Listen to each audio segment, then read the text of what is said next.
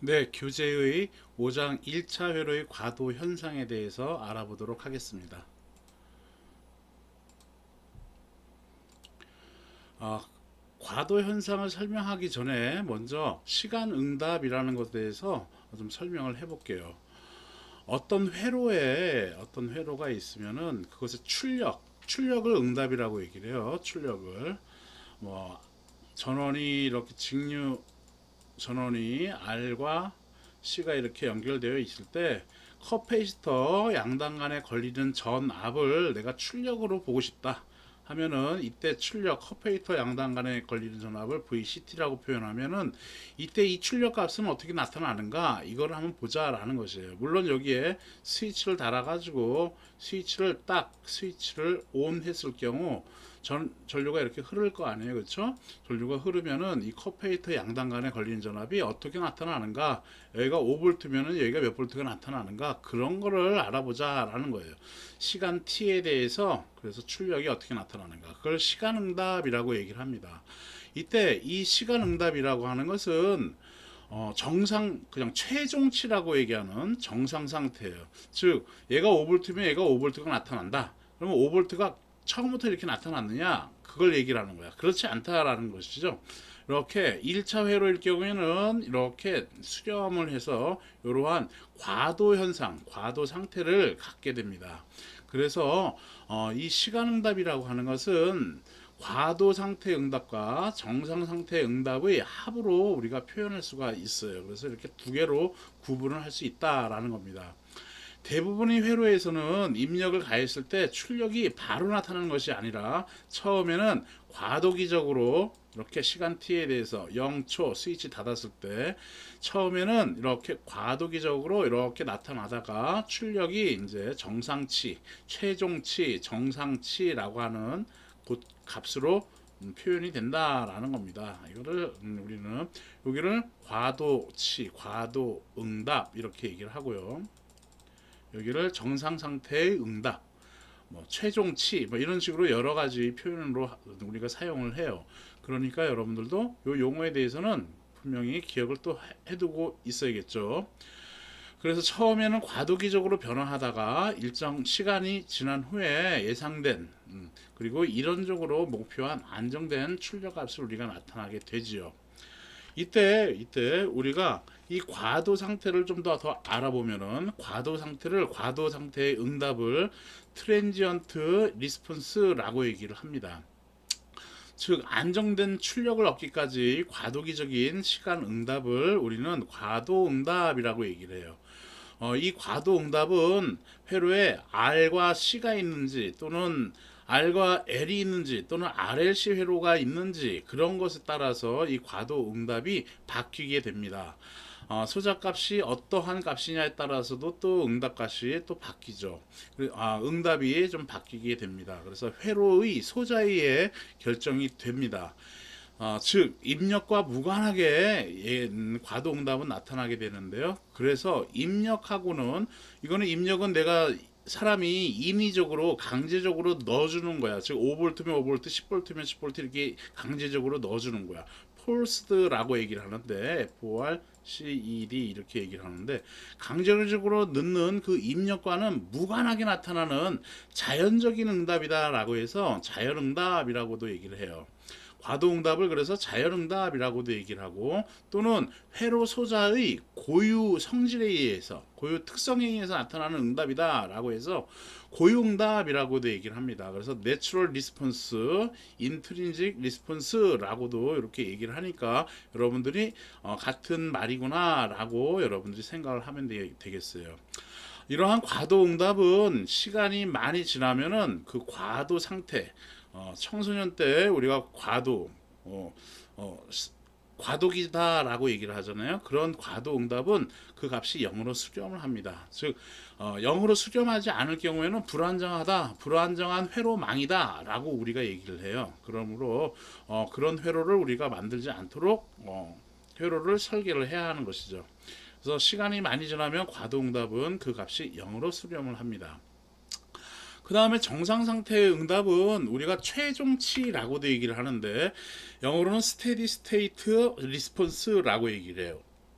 충분히 시간이 지나서 안정된 상태에서의 시간 응답을 우리는 정상 상태라고 얘기를 합니다.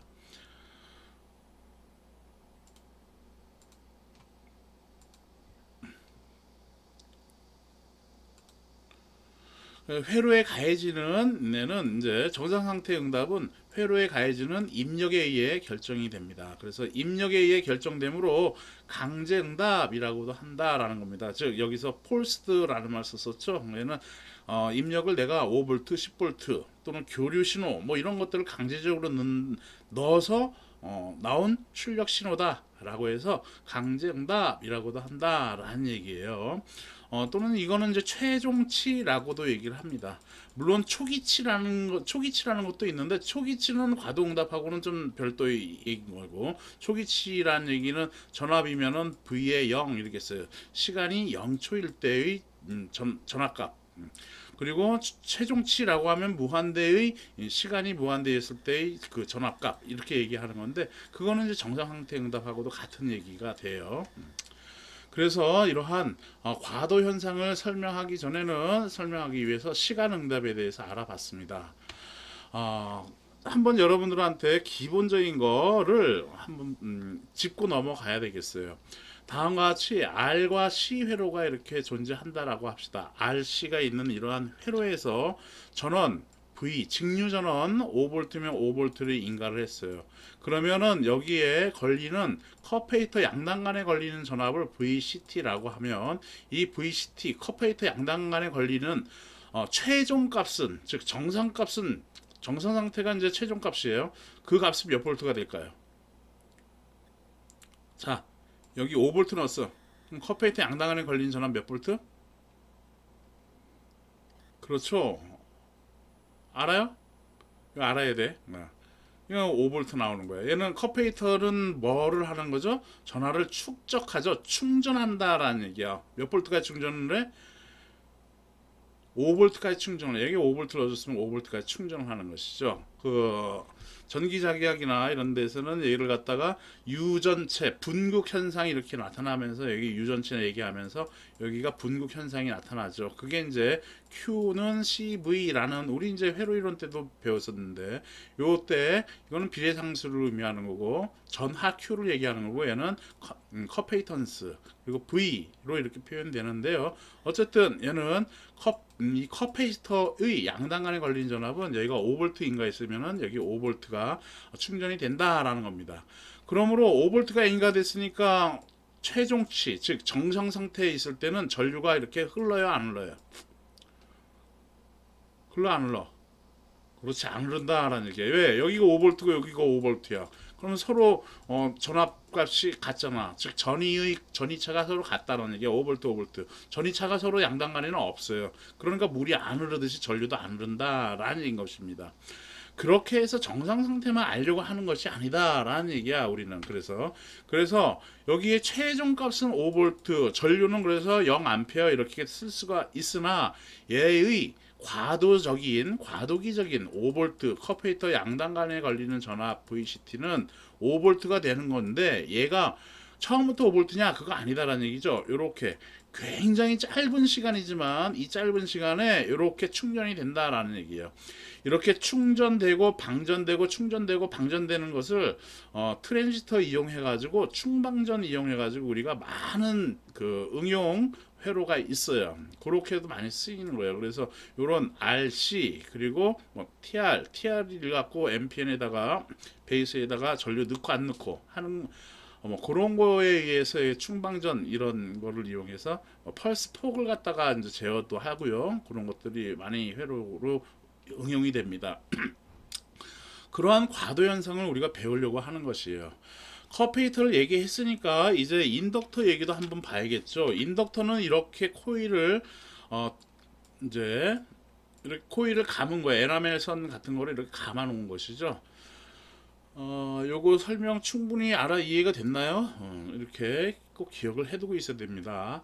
이거 좀 더 쉽게 설명하면은 커페이터는 이렇게 뭐 공기 절연체를 갖다 여기다 넣어가지고는 유전체를 넣어가지고는 이렇게 이제 전압을 인가하면은 처음에 전류가 딱 흘러 안 흐르는 거야. 처음엔 전류가 이건 처음엔 전류가 딱 흐르죠. 그래서 이제 분극이 나타나는 거니까. 그래서 초기치 전류는 그래서 흘러. 그때 얘는 그때 흐를 때는 얘는 도선으로 동작을 해. 도선.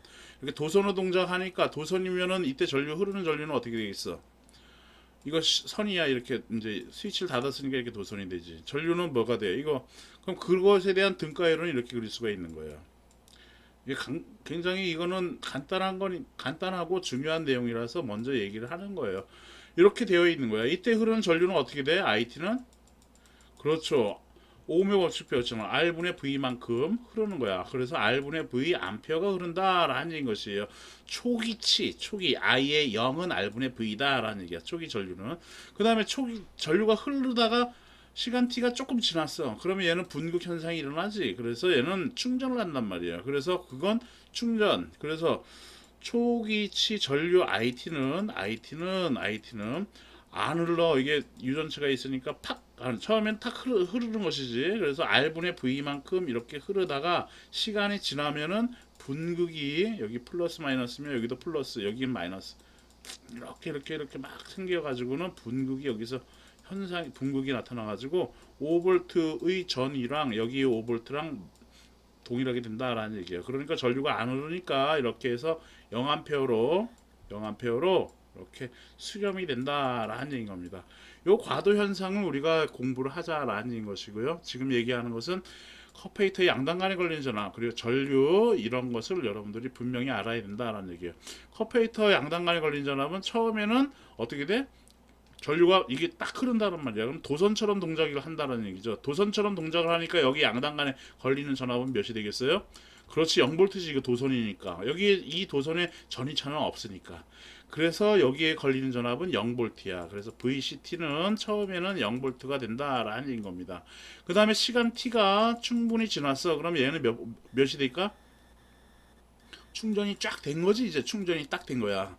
그래서 몇 볼트까지 충전한다고? 여기가 5V면 5V로 충전이 된다라는 얘기예요. V볼트면은 V볼트로 충전이 된다라는 얘기인 겁니다. 그래서 커페이터 양단간에 걸린 전압은 이러한 지수 함수적으로 이렇게 나타난다라는 겁니다. 이거는 지금 커페이터인 거고요. 우리가 주로 사용하는 것은 RLC 회로죠. 회로망에서는 이런 아날로그 소자를 다루는 겁니다. 디지털에서 전자회로에서는 이제 트랜지스터를 주로 사용을 하지요. 다이오드랑 그런 거 사용하고요. 자, 인덕터 보도록 할게요. 얘는 아까도 얘기한 것처럼 코일을 도선을 에나멜선 같은 그 도선을 감아 놓은 거예요. 이렇게. 처음에 전류를 쫙 흘렸어요. 여기 스위치가 또 있어. 여기 스위치 딱 있어. 여기 스위치 있어. 스위치 딱 닫으면은 얘는 도선을 감아 놓으니까 전류가 바로 흐를까? 안 흘러. 전류가 안 흘러. 즉 I의 0은 0A다라는 얘기야. 왜? 도선을 빙빙빙 감았으니까 전류가 흐르는데 시간이 좀 걸린다라고 여러분들이 이해를 하면 돼요. 그래서 초기치 전류는 0A예요. 그 다음에 시간이 많이 흘렀어. t 이꼬르 무한대, 즉 무한대의 시간이 됐어. 그러면 어떻게 돼? 얘는 그렇지, 그냥 도선이야. 도선이 이렇게 돼버린 것이야. 그러므로 얘 닫고 얘 닫힌 거니까 도선인 거니까 전류는 어떻게 되겠어요? 그렇지, R분의 V만큼 이렇게 전류는 흐르겠다라는 얘기인 것이네요. 이해가 됩니까? 도선처럼 동작을 한 거다라는 것이야. 이렇게 아까 커페이터하고는 좀 다르지. 커페이터에 있을 때는 초반에는 딱 도선처럼 동작해가지고 R분의 V만큼 흐르다가 그 다음에 충전이 완충이 되면은 이렇게 전류가 안 흐르는 것으로 이렇게 우리가 나타나지는 것이고, 이 인덕터일 때는 초반에는 전류가 안 흐르다가 얼만큼 흐른다? 그렇지, 도선으로 동작을 해서 R분의 V만큼 이렇게 전류가 흐른다라는 것이에요. 인덕터일 경우에 여기 흐르는 전류는. 그리고 또 인덕터 양단간에 걸린 전압은 어떻게 될까? 그러면 인덕터 양단간에 걸린 전압은 VLT라고 하겠어.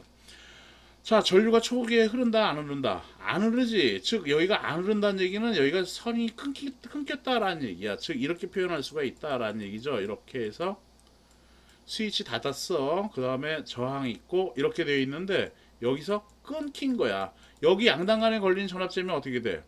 지금 여기 V볼트 넣어줬으면은 전류가 흘러야지 이 저항에서 오음의 법칙에 의해서 전압 강화가 생기는 거 아니야. 근데 여기 전류 흘렀어, 안 흘렀어? 안 흐른 거지. 그러니까 여기 전압 강화가 있어, 없어? 없지요. 그러니까 여기 V볼트를 넣어줬으면, 즉 여기가 5볼트 넣어줬으면 여기는 몇 볼트가 뜬다는 얘기야?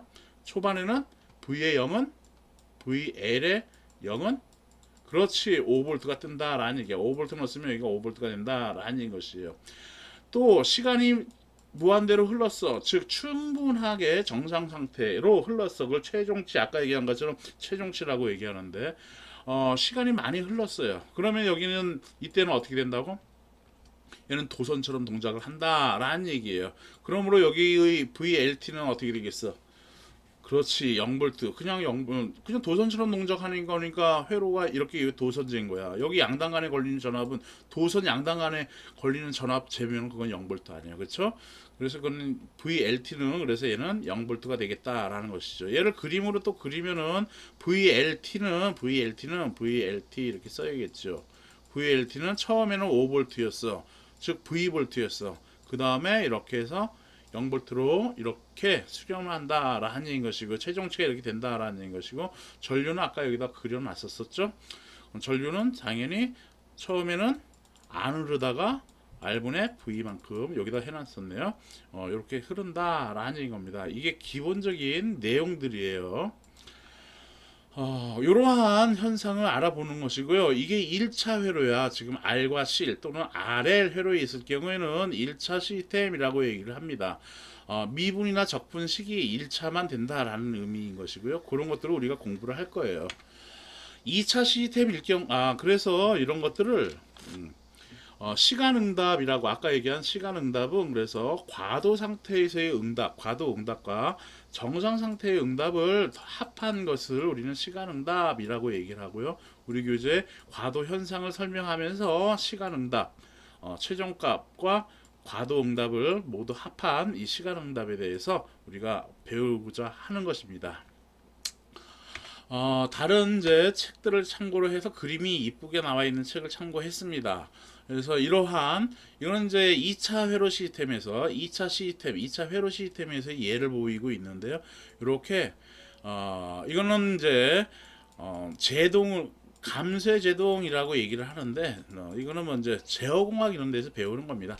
감쇄 제동일 경우 이렇게 이러한 곡선을 따라요. 그래서 여기가 정상 상태 최종값이 되는 것이고 요 전을 우리는 과도 상태라고 얘기를 합니다.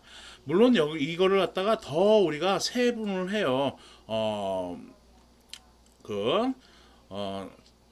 정정 세틀링 타임, 정정 시간 뭐 이런 시간들 얘기를 하고요. 상승 시간 이런 것도 얘기를 하고 이런 것도 얘기를 합니다. 1차 시스템에서는 시정수라는 얘기 우리가 지난 학기 때 배웠는데 시정수라는 거 배웠고요. 이러한 2차 시스템일 때는 제타라고 표현하는 내가 이렇게 요걸 잘 마우스 기호를 잘 정확하게 좀 이쁘게 못 그렸는데 이렇게 제타라고 표현하는 이런 것을 이용해서 감쇄비 갖고 2차 시스템을 우리가 또 해석도 합니다. 이랬을 경우 A번 같이 이렇게 최종치에 가까운 최종치를 갖다가 표현한 것을 우리는 정상상태 응답이라고 얘기를 합니다. 그리고 이렇게 해서 이렇게 과도기적으로 나타나는 이것을 우리는 과도응답이라고 얘기를 해요. 이 그림에서 보면은 여기가 1이라고 할 경우 여기는 정상 상태는 1이 됐어요. 그리고 과도응답은 마이너스 1에서 시작해 가지고 0으로 수렴을 했죠. 서로 두 개를 더해주면은 그걸 우리는 시간응답이라고 얘기를 하는 겁니다. 이렇게 시간응답. 그림이 어떻게 이렇게 나오는가를 한 번 더 확인하면은 과도응답이었을 때 t=0일 때 마이너스 1의 값을 갖고 정상 상태는 t=0일 때 1의 값을 가졌어. 서로 더해주면 1과 여기 마이너스 1의 값을 더해주면 몇이 돼? 0이 되겠죠. 그렇게 한 값이 1하고 요 값을 계속 더해주는 거야. 그러면 그만큼 0부터 해서 이렇게 해서 올라가겠죠. 증가하다가 0을 대입해주면은 0과 1을 더해주면 몇이 돼? 그렇지 0이 0과 2를 더해주면 1이 되죠. 그래서 1 값이 되는 것이고 그때 요 타이밍이. 그리고 이렇게 올라갔다가 내려갔다가 하는 것은 요 2를 기준으로 해서 이렇게 올라갔다 내려갔다 해서 최종치, 즉 정상 상태로 이렇게 가진다라는 것이고요. 이런 곡선을 그린 것을 우리는 시간응답이라고 하고, 이런 것들을 우리가 해석을 하려고 하는 것입니다. 이렇게 나오는 그림을 그릴 줄 알려면은 그게 수식으로 표현이 가능해야겠죠. 그 얘기를 우리가 배우는 것이에요. 5장에서는 이런 내용을 배우는 내용인 겁니다. 이런 것들을 알기 위해서는 먼저 미분방정식을 알아야 합니다. 즉 직류전압의 교류전압도 마찬가지인데요. 먼저 직류전압부터 보도록 할게요. 직류전압의 저항과 커패시터 또는 저항과 인덕터가 연결된 회로에서는, 직렬로 연결된 회로에 대해서는 우리가 키리호프의 전압법칙 우리가 1학기 때 배웠죠. 그 KVL에 의해서 미분방정식으로 표현이 가능합니다. 그래서 그 미분방정식을 우리가 풀 줄 알아야 된다라는 것이죠. 먼저 이런 미분방정식을 풀기 위해서 먼저 일반적으로 표현되는 형태를 좀 보도록 할게요. n차 또는 n개 미분방정식이라고도 얘기하는데, n개 상계수 선형 미분방정식의 일반 형태는 이렇게 표현할 수가 있습니다. 교재의 식 5.1과 동일하지요. 이때 이렇게 x의 여기 a의 n은 상수를 의미하는 거야. 상계수라고 하는 것은, 그래서 상계수라고 하는 것은 요 상수를 우리가 얘기하는 거고, 코이피션트가 이제 상수다라는 얘기인 것이에요. 그 다음에 x의 n이라고 이렇게 표현되어 있는 것은 n번 미분한 것을 의미해요. 그러면 여기 괄호 열고 n-1로 표현해놨죠. 이것은 뭘까? 그렇지, n-1번 미분한 것이야. 그렇게 쭉 내려오고 그 다음에 얘는 미분한 게 아닌 것이죠. 그래서 좌변이 이렇게 되어 있으면은, 얘는 좌변식이 이렇게 되어 있으면 얘는 n개 상계수 미분 방정식이다 라고 얘기를 하고, 요때 요 계수 앞에 다른 변수가 없어. 그러면 그걸 선형이라고 얘기를 합니다. 그래서 일반적인, 그래서 n차 상계수 선형 미분 방정식의 일반 형태는 다음과 같이 표현할 수가 있다라는 것이에요. 그래서 그것을, 그래서 요거 한 번 미분한 것은 이렇게 괄호 열고 한 번 쓰면 되는 건데, 이거 쓰는 게 더, 이렇게 괄호 열고 쓰는 것보다는 한 번 미분한 거 이렇게 어포스트로피 한 번 쓰는 게 더 편하지. 그래서 이거는 1차 도함수라고 얘기를 하는 것인데, 1개 미방이라고 얘기를 해요. 1개 미분 방정식이라고 얘기를 하고, 줄여서 1개 미방이라고 얘기를 해요. 두 번까지는 이렇게 어포스트로피 두 번 하면 되겠죠. 그래서 2개 미방 또는 2차 도함수, 2차 미분 방정식 이렇게 얘기를 하는 책들마다 좀 오더라는 말 쓰고 그러는데, 어쨌든 그거 우리나라 말로 나오면은 자 그냥 이렇게 이해를 하면 됩니다. 근데 이제 세 번부터는 이거 몇 개인가 세야 되잖아. 세는 게 좀 실수가 있을 수가 있어요. 그래서 x에 3 괄호 열고 이렇게 써도 된다라는 겁니다. 이렇게. 그러면 이렇게 쓰는 게 일반적이야. 4, 그러니까 4개 미방. 5면은 괄호 열고 괄호는 쳐야 돼요. 괄호는 5. 이렇게 괄호 안 쓰면 x의 5승이잖아. 그러니까 이거를 이렇게 괄호를 쳐야지, 아 x를 5번 미분했구나 라고 우리가 이렇게 얘기를 하는 겁니다. 그래서 이렇게 x의 5개 미방이라고 얘기를 하는 것이고, n번 미분했다 하면은 x의 n번 이렇게 쓰면 되는 것이죠. x의 n 이렇게 써주면 되는 거예요. 그것의 의미는 이런 식으로 표현을 하는 것이죠. 그래서 좌변이 n개 미방인지 1개 미방인지 2개 미분 방정식인지는 요 좌변을 보고서 우리가 얘기를 해주는 것이고요. 다음 우변에 대해서 우리가 또 해석을 할 수가 있어요. 이 우변이 0이냐 0이 아니냐에 따라서 이것을 우리가 구분을 해요. 0일 경우는 우리는 이거를 제차 미분 방정식이라고 얘기를 해요. 제차. 0이 아닐 경우 뭐라고 할까? 그러면 그렇지, 비제차 미분 방정식이라고 얘기를 해요. 제차 미분 방정식과 비제차 미분 방정식을 푸는 방법은 또 우리가 예제를 보면서 또 설명을 하도록 할게요. 그래서 예제를 보면서 얘기를 하고요. 그래서 영어로는 호모지니어스라고 얘기를 하고, 제차를 호모지니어스라고 얘기를 하고요. 0이 아닐 경우를 난 호모지니어스 미분 방정식이라고 얘기를 합니다. 비재차 미분 방정식이라고 얘기를 하고, 어떤 책들은 동차 또는 비동차라고 이렇게 써 있는 책들도 있어요. 그러니까 그런 책들 다 비슷하다라고 생각을 하고요. 일단 이런 미분 방정식을 우리가 풀 줄 알면은 그때 이 용어는 다시 그때 여러분들이 기억해 보려고 노력하면 되겠습니다. 간단한 예를 좀 볼까 했는데요. 지금 이제 25분이 좀 지났고 해서 좀 쉬었다가 간단하게 이거 먼저 하나 하고, 예 2는 우리 교재에 있는 예 2를 이제 좀 하나 하고요. 그 다음에 예 2는 이 3강 때 보도록 하도록 할게요. 이제 호모지니어스 미분 방정식에 해야 아까 얘기한 것처럼 호모지니어스라는 얘기는 이 우변항이 0인 경우를 호모지니어스라고 얘기를 하는 것이에요. 즉 재차 미분 방정식이다 라고 얘기를 하는 거야. 또는 동차 미분 방정식이다 라고 얘기를 하는 거야. 즉 0일 때 이 해를 어떻게 구하느냐 라는 것이죠. 첫 번째 풀이 방법으로는 x 한번 미분한 것을 이렇게 얘를 그래 두 방법을 쓸 건데요. 요거 하나를 할게요. 이거 x 미분한 거는 dt분의 dxt 이렇게 쓸 수가 있겠지. dt분의 dxt 한번 미분한 거니까. 그 다음에 3xt는 0이라고 되어 있고, 이건 초기치를 이렇게 주어진 겁니다. x에다 t에다 0 대입했을 때는 10이 나온다라는 것을 의미를 해주는 것이에요. 얘 구하려다 보니 요 3xt를 우변으로 이항을 시켜 볼게요. 그러면은 얘는 dt분의 dx, t 괄호 열고 t 생략할게요. 이렇게 쓰겠습니다. 이항시키니까 마이너스 3x가 이렇게 되겠지. 그러면 t를 양변을 dt로 곱해주겠어. 그러면은 좌변은 dx가 남고 우변은 마이너스 3x의 dt가 되겠죠. 그 다음에 양변을 x분의 1로 나눌래. 그러면 여기는 x분의 1의 dx가 될 것이고, 요 x분의 1로 나눈 거야. 양변을 x분의 1로 나눈 거야. 또는 x분의 1을 곱해줬다라고 얘기하겠네. x분의 1을 곱해준다라는 것이에요. x분의 1. 그러면 좌변은 x분의 1의 dx가 되는 것이고, 우변은 마이너스 3의 dt가 되겠네. dt가 온 거였으니까 여기 dt. 이렇게 되겠네. 양변 적분해주면은 얘는 이렇게 되겠죠. 인테그랄 x분의 1의 dx는 인테그랄 마이너스 3의 dt로 이렇게 쓸 수가 있겠죠. x분의 1을 적분해주면은 얘는 뭐가 될까요? 그렇죠. 네, lnx가 되는 것이야. 물론 상수 c가 있죠. c1이라고 쓸게요. 상수.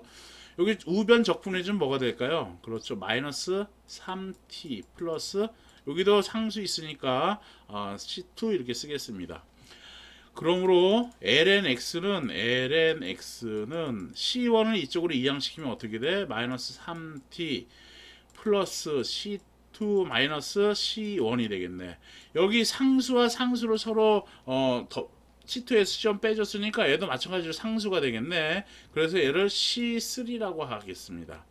그러므로 lnx는 lnx라는 얘기는 로그 2의 x를 의미하는 거지. 그래서 이거는 마이너스 3t 플러스 c3다라는 것이죠.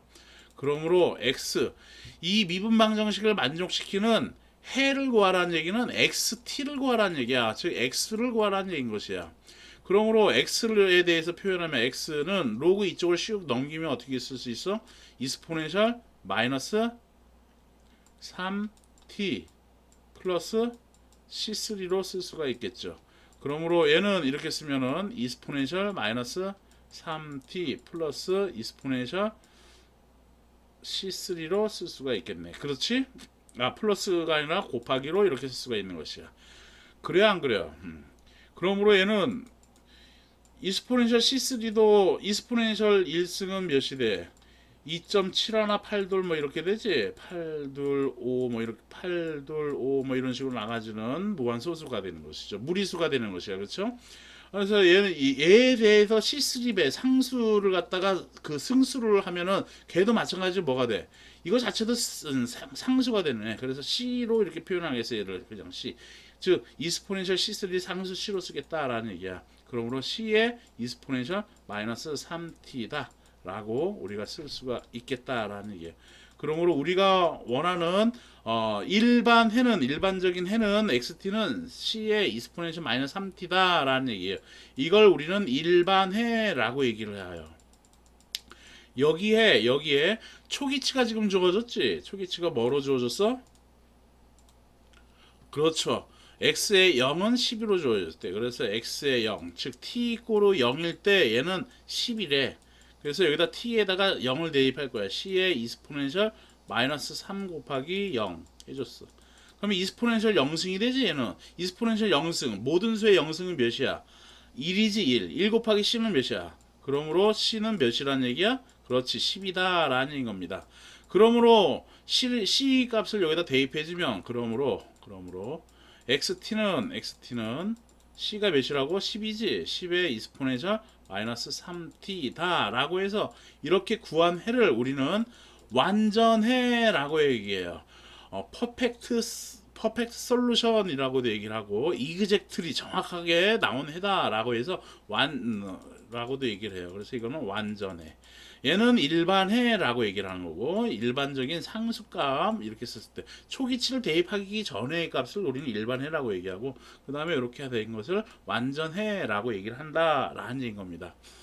이렇게 푸는 방법을 우리는 변수분리형이라고 얘기를 해요. 변수분리형. 이렇게 해서 변수분리형으로 풀어봤더니 이렇게 지수함수 lnx로 이렇게 나와지거든. 이게 풀다 보면은. 그래서 얘는 지수함수형으로 이렇게 나와져요. 그래서 이것을 이렇게 안 풀고 간단하게 푸는 방법이 있습니다. 그게 풀이 2가 되는데 지금 보니까 시간이 31분이 지났네. 졸리죠? 힘들죠? 좀 쉬었다가 그 풀이 2부터 또 녹화를 또 하도록 하겠습니다. 네, 풀이 2, 풀이 그냥 바로 할게요. 왜냐하면 간단하거든. 그래서 이렇게 표현된 것은 아까 내가 얘기한 건 풀이 2는 dt분의 dxt 플러스 3xt는 0이지. 자, 얘를 이제 dt분의 좀 더 쉽게 얘기할게요. dt분의 d로 xt가 서로 공통이라 xt로 묶을래. 그러면 dt분의 d 플러스 3의 xt 이렇게 써주면 돼요, 안 돼요? 되겠지? 이거 괄호를 들어가주면 dt분의 d xt 3xt 이렇게 되죠. dt분의 d 다 쓰기. 자, 그리고 여기서 이 식을 만족시키는 0을 구하려고 0을 구할 거야. 근데 xt가 그러면 이거 어떻게 하면 돼? xt가 0이면 0이지. 0 곱하기 이거 해준 거니까. 근데 xt가 0인 걸 우리가 구하려고 할 필요가 있어 지금? 그거 구하려고 하는 게 아니거든. 여기다 0 대입해줘봐. xt가 0이면은 0 미분하면 몇이야? 0이지. 그 다음에 3 곱하기 여기 0이니까 0이면 몇이야? 0이지. 0 더하기 0은 몇이야? 0이지. 이거는 조건 만족시키잖아. 이거를 구하려고 하는 것은 우리가 아니다라는 얘기예요. 그러므로 우리는 뭘 구하려고 하느냐 하면은 요걸 구해야 된다라는 얘기지. 얘가 0이거나 얘가 0이면 0인 거 아니야. 이러한 방정식은. 그래서 이거를 구하려면 어떻게 구해야겠냐라는 것이죠. 자, 그래서 얘를 미분 연산자를 사용해요. dt분의 d를 그냥 다 쓰기 귀찮으니까 그냥 편하게 생각을 할게요. 편하게 여러분들 생각하세요. dt분의 d를 그냥 라지 d로 표현했어. 대문자 d로 이렇게 d로 표현했어. 그럼 여기 써주면 d 플러스 3이 0이면 된다라는 얘기야. 그럼 d는 몇이야? 마이너스 3이지. 그러므로 우리가 구하려고 하는 일반 해는 xt, 일반 해는 xt는 아까 c로 표현했는데 여기서는 a로 표현할게요. c로 표현해도 돼요. a의 이스포넨셜 마이너스 3t다. 왜? 지수함수 그냥 무조건 나오거든. 그래서 요 미분 연산자의 해인 마이너스 3 그냥 여기다 써주라는 얘기야. 그래서 xt는 a의 이스포넨셜 마이너스 3t다 라고 써주면 돼요. 이때 초이값이 이렇게 주어져 있지. 이거 대입해 이제. 그러면 x의 0은 11에 t에다 0 대입해주면 이스포넨셜 0승은 1인 거니까 a만 남지. 그러므로 a가 몇이란 얘기야? 10이란 얘기지. 그래서 여기다 대입해주면 되지. 그러므로 xt는 a가 10이니까 10의 이스포넨셜 마이너스 3t다 라고 해서 이렇게 간단하게 아까 변수 불량처럼로 막 푸는 것보다 이렇게 이 미분 연산자를 이용해서 D 오퍼레이터라고 우리 교재는 되어 있는데요. 우리나라 말로 해석할 때는 미분 연산자라고 얘기를 합니다. 미분 연산자를 사용해서 우리가 표현을 한다라는 겁니다. 그래서 이렇게 해를 구하는 게 일반적이에요. 그래서 미분 연산자를 이용해서 풀면 되겠다라는 겁니다. 그래서 10의 이스포넨셜 마이너스 3t가 나왔죠. 그래서 맞나를 확인하면은 이렇게 우리 교재에 있는 내용대로 10의 이스포넨셜 마이너스 3t 나온 거 확인했고요. 우리 교재도 조금 내가 설명한 것보다는 조금 더 아이고 이렇게 표현이 되어 있어요. 이렇게 표현되어 있는 거니까 여러분들이 참고하면 되겠습니다. 예제 2번 이게 미분 방정식인데 이건 좀 쉬었다가 하도록 하겠습니다. 네, 수고하셨습니다.